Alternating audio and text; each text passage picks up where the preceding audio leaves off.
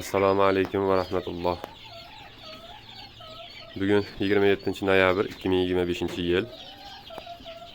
Haftaning payshanba kuni. Kecha 4-kunida syomka qilolmadik. Ishlarimiz ko'pligi sabab. Bugun mana syomka qilib tashlashga harakat qilyapmiz. Mana bu yerda xo'rozlarimiz bor edi. Bir-biri bilan urushyapti mana. Ajratib qo'yamiz. Xo'p, mavzuga qaytamiz. Bedana jo'jalarimizning holati yaxshi. Endi kattalashib qopti anchagina. Kecha kechqurun solingan donlarini yeb tugatib qo'yishibdi mana. Endi don solishni sal ko'paytiramiz ekan. Suvlar mana o'sha 4 litr suv bir kunga ketyapti. Ertamatan 2 litr, kechga 2 litr. Bugun ham toza suv berdik. Yana bir nima, xo'p, namlik ko'tarilib ketish holati kuzatilibdi mana shu tepa broderimizda. Buni sababi mana shu suvni o'sha ayolning tagiga qo'rqib yorishligidan deb bilyapmiz. Tagini tozalab quritib qo'yamiz. Namliklarni ham. Issiqliklarni 1 gradusdan pastlab borilyapti. Xudo xohlasa bugun ham 1 gradusga pastlatib qo'yamiz.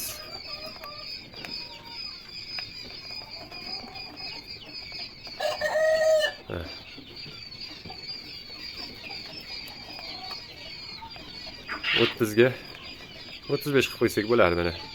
Bedanachalar o'zini yaxshi his qilyapti. Xudo xohlasa mana ancha katta, ancha tetik, ancha rivojlangan. Endi o'lim holatlarini kuzatamiz.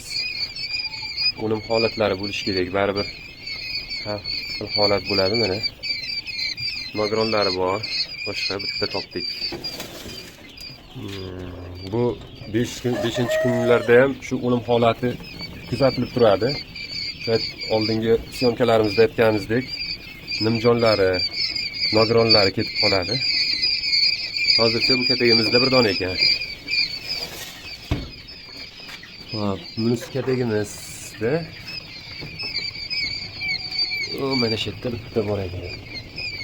Shuni ko'rib turibsizlar, nimjon.